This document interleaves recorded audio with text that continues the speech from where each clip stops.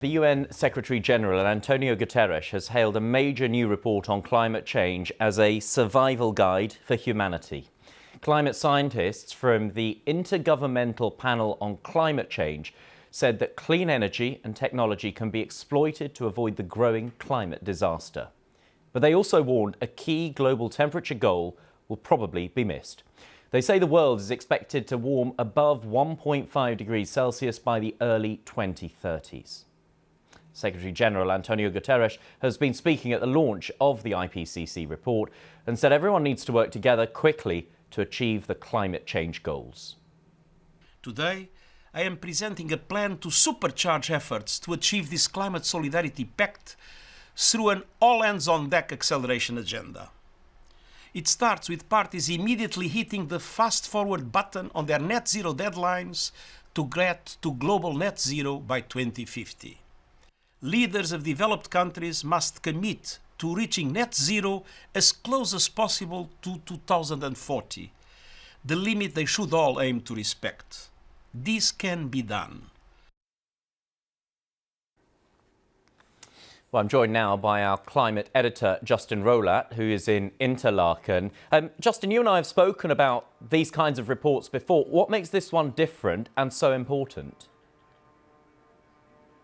Well, what this one does is draw together 8 years of work that the scientists in the building behind me have been doing into one single synthesis document. It's called a synthesis report. And the idea is this becomes the kind of bedrock, if you like, for global negotiations on climate change. So this gives the best science evidence of what's happening to our global climate, and it goes to politicians who then decide what policy measures are needed to address that problem. So they're not trying to come up with policies here, they're just stating what is happening to the climate, what's likely to happen under different scenarios, how urgent it is that we take action on this issue.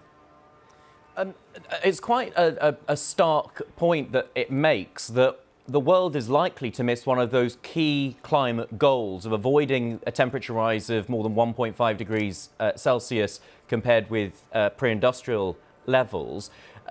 Is that a sort of admission of defeat? Is there a danger that people and governments will throw their hands up and say, well, if we've missed that target, you know, what impetus is there to make changes?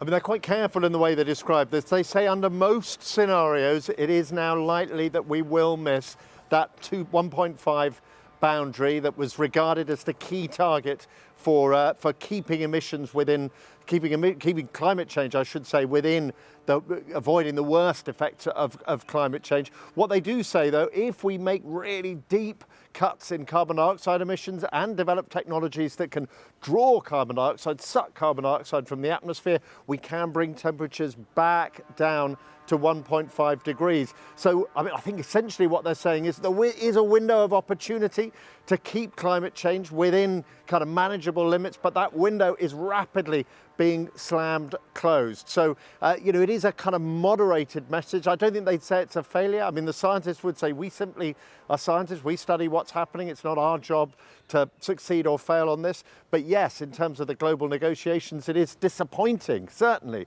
that when looks like we're going to bust through this crucial barrier. And I think the scientists here would say they hope the evidence they're presenting today, which remember underpins future global negotiations, will encourage governments to take deeper and more serious action. That's certainly the message from the UN Secretary-General today, who said what needs to happen is we need everything, everywhere, all at once. He said, borrowing the title of the Oscar-winning movie.